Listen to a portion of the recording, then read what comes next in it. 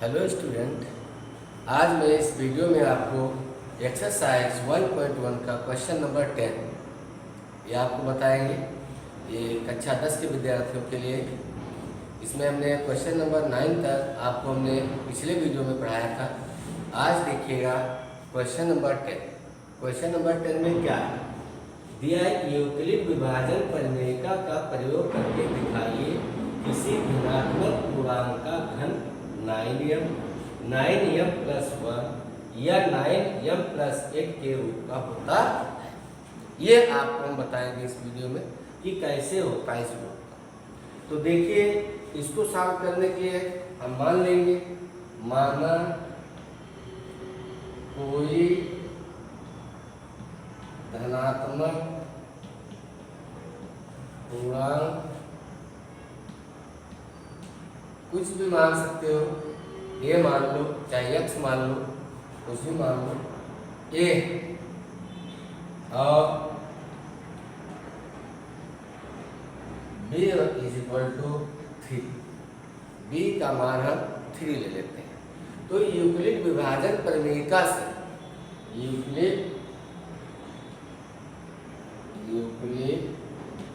विभाजन परिमेयिका से इसका सूत्र आपको पता है, हमने बताया था, भाज्य इज इक्वल टू भाजक गुणे भागफल प्लस शेष। यानी यहाँ पर हम इसको इस प्रकार से लिख देंगे, a is equal to 3b plus 3b के स्थान पर आप q डालेंगे, क्योंकि b इज इक्वल टू 3 आपको दिया है, ये भाजक का कार्य करेगा, प्लस r। ये आपका इतना समझ गए। q आपका है भागफल, 3 आपका है भाजक, a आपका भाज, r आपका शेषफल। यानी जहां r is equal to 0, 1, 2 and so on। r की वैल्यू चाहे जो डाल लो, कोई भी वैल्यू आप यहाँ से डालना शुरू करें, देखिएगा पहली संख्या बनेगी यहाँ a is equal to 3q plus r में जब हम डालेंगे तो इसमें देखिए r की वैल्यू हम पहले 0 डालेंगे तो हमें क्या मिलेगा, 3q मिलेगा। फिर 1 डालेंगे तो 3q प्लस 1 मिलेगा। फिर 2 डालेंगे तो 3q प्लस 2 मिलेगा। ऐसे 3 डालेंगे, आप क्रम वाइज उनकी संख्याएं बनाते चले जाएंगे। तो यहाँ पर हम देखिएगा, इसलिए आप यहाँ पर लिख सकते हैं a is equal to 3q, ये पहला हो गया। जब r इज इक्वल टू 1 डालेंगे तो a is equal to 3q plus 1 हो जाएगा। और इसी प्रकार से जब r इज इक्वल टू 2 रखेंगे यहाँ पर मान, तो a is equal to 3q plus 2। ये 3 माना। यहाँ तक आपके समझ में आया कि सबसे पहले हम मान लेंगे कि माना कोई धनात्मक पूर्णांक a और b की वैल्यू कितनी है, 3। तो यूक्लिड विभाजन परिमेयिका से a is equal to 3q plus r, जहां r is equal to 0, 1, 2, 3, 4, 5 and so on। कुछ भी आप लिख सकते हैं आगे तक, लेकिन हमें केवल 3 ही मान की आवश्यकता है। तो यहाँ पर देखिएगा, जब हम r की वैल्यू 0 रखते हैं तो ये हमें मिल जाता है, r की वैल्यू हम 1 रखते हैं तो ये प्राप्त होता है, r की वैल्यू हम जब 2 रखते हैं तो ये प्राप्त होता है। अब देखिए, हम यहाँ पर शुरुआत करेंगे यहाँ से। पहले देखिए आपका जो दिया है a is equal to 3, a is equal to 3q। अब दोनों पक्षों का क्या करना है, दोनों पक्षों का क्या उन्होंने कहा है, देखो घन, पूर्णांक का घन। तो दोनों पक्षों का घन करने पर, अब दोनों पक्षों का घन करेंगे तो इधर तो आपका a क्यूब हो जाएगा और इधर आपका 3q का होगा क्यूब। यानी ये आपका बनेगा a क्यूब 3 त्रिका 9 त्रिक 27, यानी 3 को 3 बार मल्टीप्लाई करेंगे तो ये आपका हो जाएगा 27q क्यूब। इसमें थोड़ा सा कार्य हम करेंगे, a क्यूब यहाँ पर यदि हम 9 बाहर ले लें तो 9 त्रिक 27, यानी 3 क्यूब। यहाँ आप जो रखेंगे 3 क्यूब के स्थान जो 3 क्यूब जो दिया गया है इसके स्थान पर हम क्या रखेंगे, क्योंकि हमें सिद्ध करना यम, जहाँ यम एक क्या है पूर्णांक है, यहाँ पर लिख देंगे जहाँ यम एक पूर्णांक, जहाँ यम एक पूर्णांक क्या है पूर्णांक। जब पूर्णांक है तो इसलिए m is equal to 3 cube, यानी एक क्यूब इज इक्वल टू 9 यम। ये बात आपके समझ में आ गई। सबसे पहले देखिएगा, पहला हमने पल्ले करके चला और यहाँ a इज इक्वल टू हमने 3 क्यूब रख दिया, दोनों पक्षों का हमने घन किया, घन करने के बाद हमें a cube is equal to 27 cube मिला। यहाँ पर 9 हमने बाहर कर लिया, 3 क्यूब कर दिया। इसमें जहाँ यम क्या है एक पूर्णांक है, यदि यम एक पूर्णांक है, यम क्या है एक पूर्णांक है, तो यम की वैल्यू क्या होगी 3 क्यूब के बराबर होगी।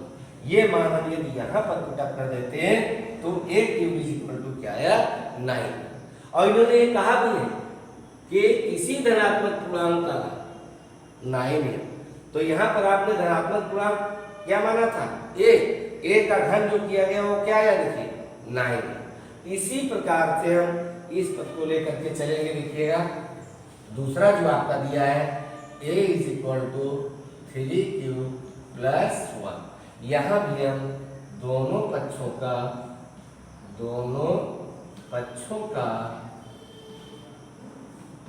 घन करने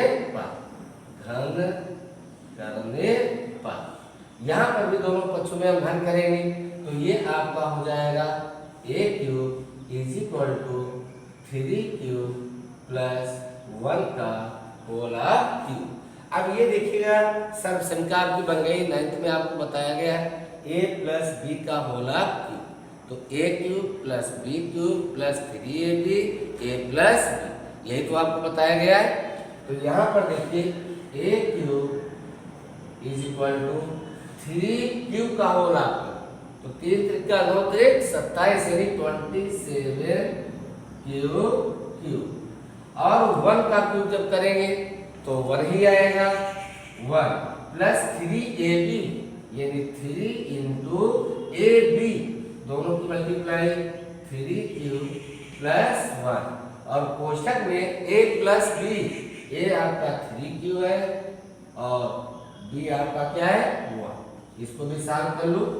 a cube is equal to 27 cube plus, पहले इसको लिख लीजिएगा 3 त्रिका 9, 9 एक का 9, यहाँ पर इंटू का चिन्ह है, तो 9 क्यूब कोष्ठक में 3 क्यूब प्लस 1, इस 1 को हम लास्ट में लिख देंगे 1। अब इस 9 क्यूब से भी मल्टीप्लाई करेंगे तो a क्यूब 27 क्यूब प्लस 9 त्रिक 27 यानी cube square plus 9 cube plus 1। अब देखिए a cube is equal to कितने में, आप 9 कॉमन लें, तो ये 9 कॉमन लेते हैं तो यहाँ कितना बचेगा 3 cube plus 3 cube square plus cube plus 1। अब देखिए हमने यहाँ पर आपको लिखा था जहाँ यम एक क्या है पूर्णांक है, तो यहाँ पर भी आप लिखेंगे कि यम एक क्या है, चूंकि यम एक पूर्णांक है, चूंकि यम एक पूर्णांक है, इसलिए m is equal to 3 cube plus 3 cube square plus cube, यानी इतने के स्थान पर आप क्या पुटअप कर देंगे यम। तो देखिए यम डालेंगे जब, तो यहाँ पर आपका आ जाएगा a इज इक्वल टू आपका क्या हो जाएगा, यहाँ पर देखिएगा 9 तो आपके पास है ही, तो ये 9 हो जाएगा, और इसके स्थान पर आप क्या डाल देंगे यम, और लास्ट में क्या बचा था देखिएगा प्लस का 1, ये क्यूब आपका रहेगा क्योंकि यहाँ a क्यूब है। तो देखिए दूसरा स्टेप भी आपको मिला है 9m प्लस 1, यानी किसी धनात्मक पूर्णांक का घन 9m+1 के रूप का भी होता है। पहले स्टेप में आपने निकाला था किसी धनात्मक पूर्णांक का घन 9m होता है, और दूसरे स्टेप में आपने निकाला किसी धनात्मक पूर्णांक का घन 9m+1 के रूप का भी होता है। इसी प्रकार से हम निकालेंगे 9m+8 के लिए। तो कैसे निकालेंगे देखिएगा, ये कितना आपके समझ में आ गया होगा, और साथ ही में आप इसको समझने के बाद अपने आप नोट्स बनाइए। देखिए मैं अगला स्टेप भी बता रहा हूँ, तो उसको भी देख लीजिएगा। धीरे धीरे करके आपके सारे क्वेश्चंस हम बताते रहेंगे और आप लोग इसको समझते जाइएगा, क्योंकि थोड़ा सा कार्य जो आपका है ये अपने आप ही आपको करना होगा कि कैसे कैसे हम क्वेश्चंस को सॉल्व करें।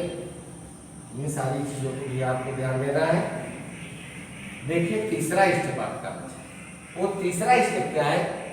तीसरा स्टेप आपका दिया लिखेगा, यहाँ पर आपने मान निकाला था, हमने लिखे निकाल दिया है a = 3q + 2। जब r = यहाँ पर मान आप 0, 1, 2 एंड सो ऑन ये मान डाले थे, तो तीसरा आपकी जो था धनात्मक पूर्णांक संख्या वो a थी, 3q + 2। यहाँ पर लिख लेंगे इसको भी a = 3q + 2। अब इसमें भी आप दोनों पक्षों का क्या करेंगे? दोनों पक्षों का घन करने पर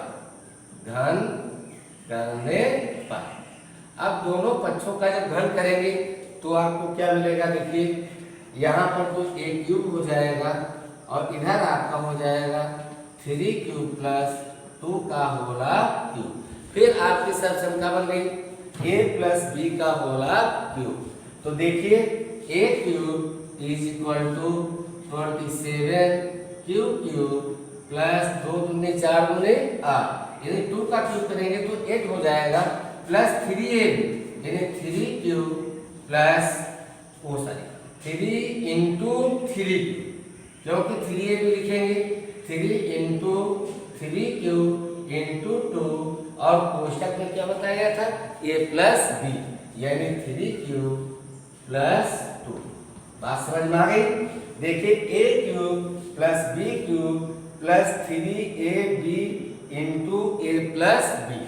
अब इसकी भी मल्टीप्लाई कर लो, a³ 27q³ प्लस पहले इसको लिख लो 3 × 3 = 9, 9 × 2 = 18, और यहाँ क्यूब रहेगा, फिर 3q प्लस आपका 2, और इस 8 को आप लास्ट में यहाँ भी इसका मल्टीप्लाई करेंगे तो ये आपका 27q³ प्लस 18 से गुणा करिए, 18 दिए 14 q² प्लस 18 × 36 q और प्लस का 1। अब इसमें भी देखिएगा 9 कॉमन क्यों लेंगे? क्या कॉमन लेंगे? 9। तो ये क्यूब = 9 कॉमन लेते हैं, तो यहाँ पर आपका हो जाएगा 3q³ प्लस 9 × 6 = 14 यानी 6q² प्लस यहाँ पर देखिएगा जब 9 कॉमन ले रहे हैं 9 × 36 4q प्लस 1। अब फिर यहाँ लिखेंगे चूंकि यम एक धनात्मक पूर्णांक, यम एक पूर्णांक लिख लो चाहे धनात्मक पूर्णांक है, इसलिए यम = 3q³ plus 6q² plus 4q। Okay, अब इसके स्थान पर आप क्या डालेंगे? यम यानी 9m प्लस 1। यहाँ पर भी देखिएगा जब हमने तीसरा स्टेप हल किया तो वहां पर भी जो तीसरी संख्या आपने ली थी उसमें भी जो धनात्मक पूर्णांक का घन किया गया वो भी आपका 9m + 8 के बराबर आया। तो इस प्रकार आप लिख सकते हैं कि इसी प्रकार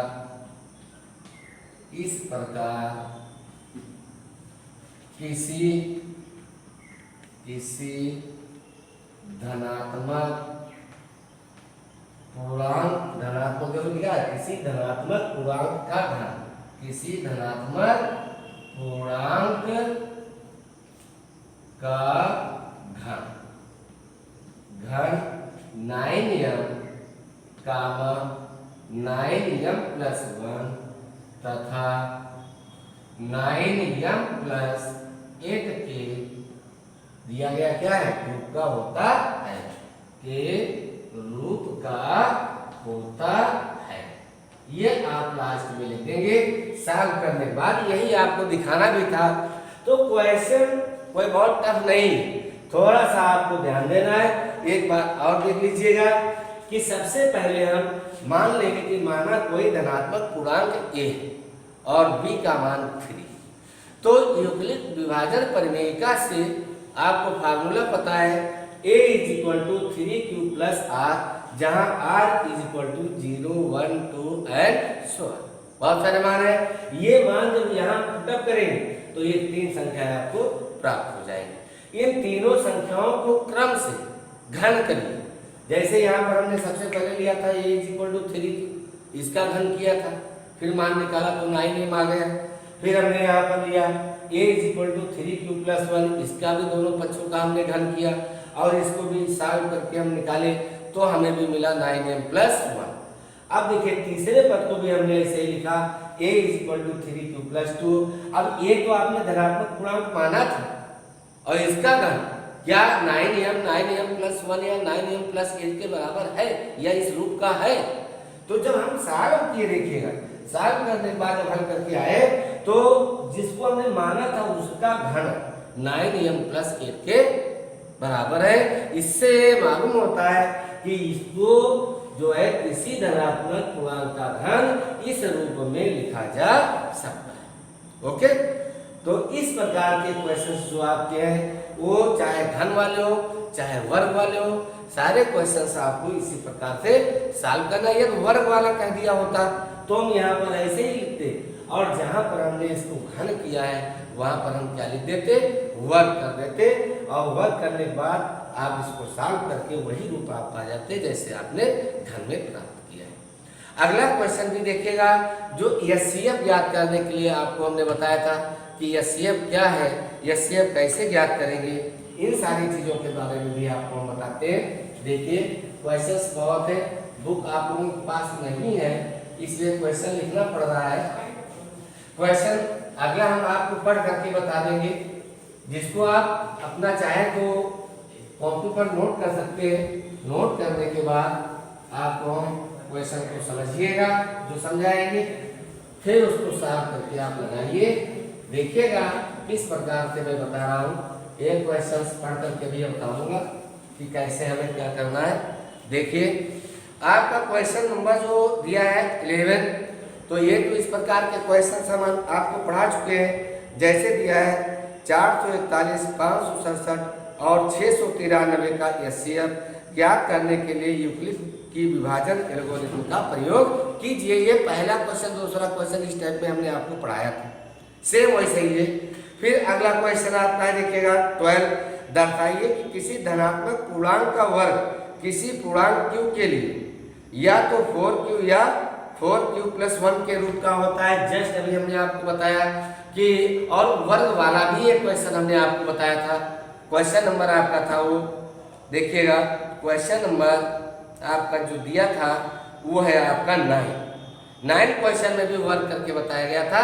सेम वैसे ही आपको यहाँ पर इस क्वेश्चन को सॉल्व करना है। अपने आप प्रयास करिएगा, नहीं लगेगा तो आप पूछ सकते हैं, दोबारा आपको बताया जाएगा यह क्वेश्चन आपके समझ में नहीं आ रहा है। फिर अगला क्वेश्चन देखिएगा 13 भी आपका एचसीएफ ज्ञात करना है। 14 और 15 दोनों एचसीएफ तो ज्ञात करना है, थोड़ा सा चेंज। देखिए आप चाहे तो एक रफ लेकर के बैठ जाइए, मैं क्वेश्चन पढ़ रहा हूँ उस पर आप नोट कर लीजिएगा। दिया है यूक्लिड की विभाजन एल्गोरिथम का प्रयोग करते हुए ऐसी सबसे बड़ी संख्या ज्ञात कीजिए जिससे 398, 436 और 542 को भाग देने पर शेष फल 7, 11 और 15 प्राप्त हो। एक बार क्वेश्चन और समझ लीजिए। यूक्लिड की विभाजन एल्गोरिथम का प्रयोग करते हुए ऐसी सबसे बड़ी संख्या ज्ञात कीजिए जिसमें 398, 436 और 542 को भाग देने पर शेष फल क्रमशः 7, 11 और 15 प्राप्त हो। तो देखिएगा जो संख्या दी है, संख्या पहली संख्या आपकी 398, ध्यान देंगे ये आपको अपने 14 क्वेश्चन बता रहे हैं, 15 अपने आप लगाइए, सेम यही क्वेश्चन है, खाली अंक बदले हुए हैं। तो 398 दिया और अगली संख्या आपकी जो दी गई है देखिएगा 436 और फिर अगली संख्या आपकी है 542।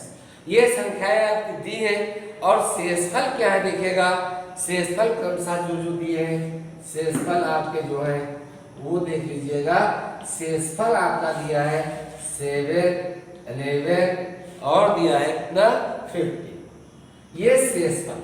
तो हम सबसे पहले इस टाइप के क्वेश्चंस आप पाते हैं और शेषफल जो बचते हैं इसमें आपको करना क्या है, पहला शेषफल पहली संख्या से घटा दीजिए, दूसरा शेषफल दूसरी संख्या से घटा दीजिए, तीसरा शेषफल तीसरी संख्या से आप घटा दीजिए। यदि मान लो इस क्वेश्चन को थोड़ा घुमा दिया गया, संख्याएं यही होती और भाग करने पर प्रत्येक दशा में शेषफल 7 होता या प्रत्येक दशा में शेषफल 11 होता या प्रत्येक दशा में शेषफल 15 होता। तो यहाँ पर तब शेषफल एक ही आपके पास होता, वो चाहे 7 हो, चाहे 11 हो, चाहे 15 हो। तो हमें क्या करना था, जो सिंगल शेषफल था वो शेषफल इन तीनों से घटाया जाए, लेकिन यहाँ सबका शेषफल अलग है इसलिए इनको अलग अलग घटाएंगे।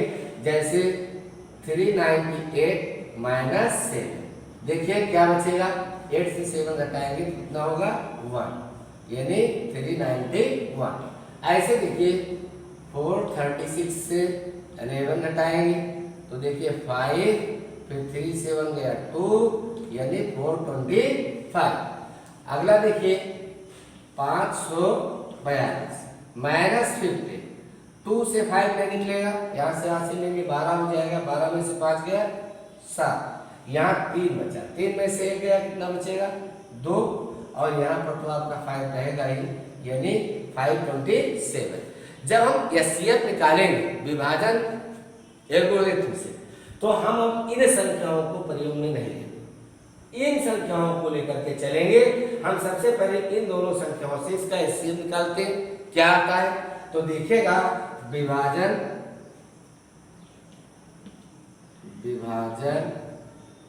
एल्गोरिथम।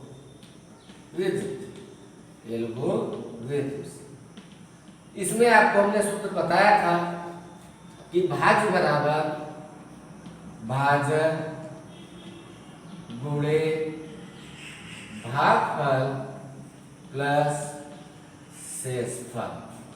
आप देखिएगा कैसे इसको सॉल्व करेंगे। भाज्य क्या होगा, पहले इन दोनों को लेकर के चलेंगे, तीनों को एक साथ में लेकर के नहीं चल सकते, तो भाज्य आपका होगा 425। तो भाजक क्या बन जाएगा 391। अब देखो 425 में 391 का पहाड़ा कितनी बार लगेगा, एक बार, तो यहाँ पर हो जाएगा 1, तो शेषफल भी तो बचेगा। 5 में से 1 घटाएंगे तो कितना बचेगा 4, यहाँ 12 में से 9 घटाएंगे तो कितना बचेगा, 12 में से 9 घटाना है 3, और यहाँ 3 बचा, 3 में से 3 गया 100। अब यहाँ पर देखिए लिखेंगे चूंकि 34 नॉट इज इक्वल टू 0, क्योंकि 34 नॉट इज इक्वल टू 0, क्योंकि शेषफल यदि शून्य नहीं है तो उसका एचसीएफ ये नहीं हो सकता है। ऐसी स्थिति में हम फिर निकालेंगे, जो भाजक आपका बना था वो भाज्य हो जाएगा, जो शेषफल बचा था वो भाजक बन जाएगा, यानी 391 इज इक्वल टू 34 इंटू, अब देखिए ये 391 में 34 का पहाड़ा कितनी बार लगेगा, तो आप अलग करके देख लीजिएगा। यहाँ पर देखिए 391 कितनी बार लगा रहे हैं 1 बार। अब देखिए यहाँ कितना बचा 5, यानी 1 कितनी बार हो जाएगा देखिएगा, वही बार लगेगा 34। ठीक। 11 से यानी 11 से 4 हटाएंगे 7 बचेगा, 7 4 11, 4 में से 3 गया 1। तो यहाँ पर देखिएगा कितनी बार पढ़ा लगा 11, तब शेषफल कितना बचा 7। तो ये भी तो शेषफल शून्य नहीं आया है, तो ये भी शेषफल शून्य होना चाहिए, लेकिन नहीं आया। तो चूंकि 17 आपका नॉट इज इक्वल टू क्या दिया है 0। जब ऐसी कंडीशन है शेषफल शून्य नहीं है, तो इसका मतलब एचसीएफ अभी हमने ज्ञात नहीं किया। तो ये ज्ञात कैसे होगा, स्टेप आपका बढ़ता रहेगा जब तक आपका शेषफल शून्य नहीं हो जाता है। तो देखिए इस बार भाज्य का कार्य करेगा 34 और भाजक का कार्य करेगा 7, यानी 34 इज इक्वल टू 17। अब 17 गुना 34, यहाँ 2 हो जाएगा और शेषफल क्या हो गया 0। ठीक। अब देखो यहाँ पर शेषफल 0 है, तो इन दोनों संख्याओं के लिए इसका एचसीएफ क्या हो जाएगा, देखिए 17 हो जाएगा, इसका एचसीएफ कितना हो जाएगा 70। वही प्रक्रिया देखिए हम थोड़ा स्टेप बढ़ाएंगे, इन दोनों संख्याओं के लिए लेकर के चल रहे हैं। सेम यही फार्मूला चलेगा, जैसे यहाँ पर देखिए 527 और 425, इसका हो जाएगा भाजक 425। कितनी बार लगेगा पहाड़ा, एक बार, प्लस अब देखो 7 में से 5 गया, कितना बचेगा 2। यहाँ 2 में से आप 2 घटाएंगे तो कितना बचेगा 0। फिर देखिए 5 में से 4 गया 1, कितना हो गया, चूंकि 102 does not is equal to 0, यानी ये 0 के बराबर नहीं है, इसलिए एचसीएफ नहीं मालूम हो। फिर हम वही प्रक्रिया शुरू करेंगे, 425 और भाजक क्या हो जाएगा 102। अब देखिएगा 425 में 425 को इससे हम बात करेंगे 102 से, तो कितनी बार लग जाएगा, 4 बार लग जाएगा। देखिएगा 4 दूनी 8 और यहाँ पर देखिएगा 4 एकम 4, यानी 15 में से 8 गया 7, कितना बचा 70। और कितनी बार लगा 4 प्लस 7, यही तो बचा आपका। अब देखिए यहाँ पर जो इतना आपका आया है यहाँ लिख देंगे, चूंकि 17 does not is equal to 0, ये भी शेषफल 0 के बराबर नहीं है। तो पुनः हम लेकर के चलेंगे 102 is equal to 7। अब देखिए 102 में 17 का पहाड़ा कितनी बार लगेगा, 17 छक्का 100, यानी यहाँ 6 और 102 के इक्वल हो रहा है, इसलिए शेषफल क्या हो गया 0। अब देखिए इस कंडीशन में इसका भी एचसीएफ क्या है, एचसीएफ 7। ओके, अतः आप लिख देंगे, अतः वह बड़ी से बड़ी संख्या, क्या उसने कहा था कि सबसे बड़ी संख्या ज्ञात कीजिए, तो वह सबसे बड़ी संख्या कौन होगी 17 यानी 17। अतः बड़ी संख्या होगी, बड़ी संख्या होगी, ये क्या होगी 7, यही आपका आंसर हो जाएगा। देखिए हमने आपको बताया था, वो चाहे 3 संख्याएं दी हो, चाहे 2 संख्याएं दी हो, चाहे 4 संख्याएं दी हो, सॉल्व करते समय में आपको ध्यान देना है, जब यूक्लिड विभाजन प्रमेय से आपको सॉल्व करना है तो किस प्रकार से हम इसको सॉल्व करेंगे, इन सारी चीजों को आप ध्यान दें। और ये चीज ध्यान जरूर रखिए, एचसीएफ तब तक नहीं निकाल सकते हैं जब तक इसका शेषफल शून्य ना हो जाए। यह शून्य नहीं हो रहा है तो आप अपने क्रिया को आगे बढ़ाते रहिए, शून्य तो आएगा ही कहीं न कहीं स्टेज, किसी ना किसी स्टेज पर तो शून्य आएगा ही। जब शून्य आ जाएगा तो जो भाजक का कार्य करेगा वही उसका क्या हो जाएगा, एचसीएफ हो जाएगा। और इस प्रकार से ये प्रश्नावली आपकी समाप्त हुई। ये प्रश्नावली आप अपनी कॉपी पर पूर्णतः लगा लीजिएगा, स्वच्छता पूर्वक लगाइए, और अगली प्रश्नावली आपको अगले वीडियो में मिलेगी, क्योंकि हमने पहले ही कहा था नोट्स बनाते रहिएगा, मैं स्टेप बाय स्टेप आपको पढ़ाते रहेंगे और आप अपना नोट्स बनाते रहिए, घर पर बैठ करके आप अपनी तैयारी करते रहिए। ओके।